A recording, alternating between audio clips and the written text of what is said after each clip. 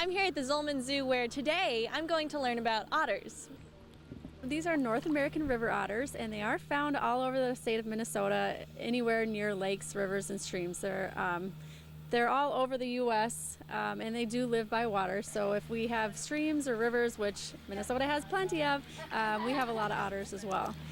We actually do have otters here in our park and in the region, and they're kind of a rare sighting to see, but we do have them around. So they're a very interesting animal, very unique type of animal. They have a lot of adaptations to live in the water, such as their main defense against the water and the cold. People go, how on earth can they be a water animal and live in Minnesota when it freezes over?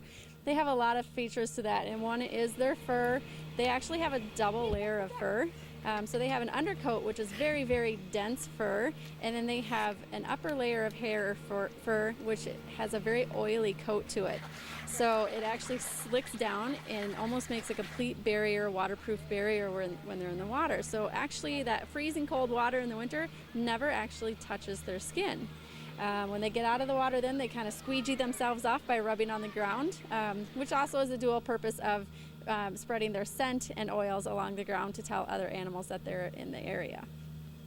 They are a very social animal. They're very curious animals. So we do have to keep our eye on them when we're in the exhibit with them.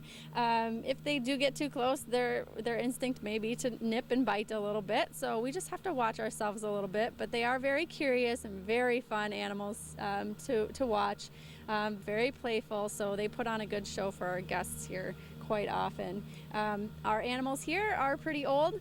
They're actually 16 years old, and an extreme lifespan for these guys in captivity would be about 20 years old.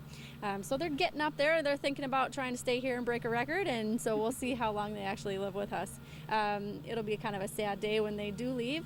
But you can tell these guys are a little bit older by watching or looking at their bodies and their shapes. Their skin is really starting to sag down a little bit, and they do just kind of look like an older animal from all that skin sagging.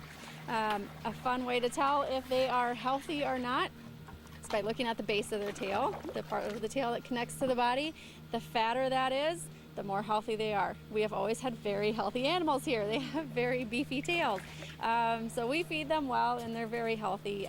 So if you see an animal that has a real skinny tail, that might mean that they're just not quite as healthy. Maybe they don't have quite an abundant food source. Some other features that help them live in the water would be other waterproofing things, such as their nose and ears both have the capability of closing off when they're in the water, so they don't get any water in those areas. And their eyes have a nictitating membrane that goes over their eyes. It's like a clear eyelid for them to be able to help see a little bit better underwater, but not get so many debris and things like that into their eyes. So that's kind of more fun facts about how they live in the water. They also have webbed feet, of course, claws for digging in the mud and things like that. So they're a pretty unique animal and very fun to watch and be around. Their numbers here in Minnesota are actually increasing. We did see a decrease for a while, but we are seeing more and more numbers now, and I think some of that has to do with conservation efforts, but also water quality. The water quality is extremely important for otters. They are very susceptible to polluted waters. So the pollution in the waters is a big, huge factor, and the fact that we've been taking care of that slowly over the years is helping them to increase their numbers. So the otters are back inside their tank playing, and so we're going to learn more about wild animals next time.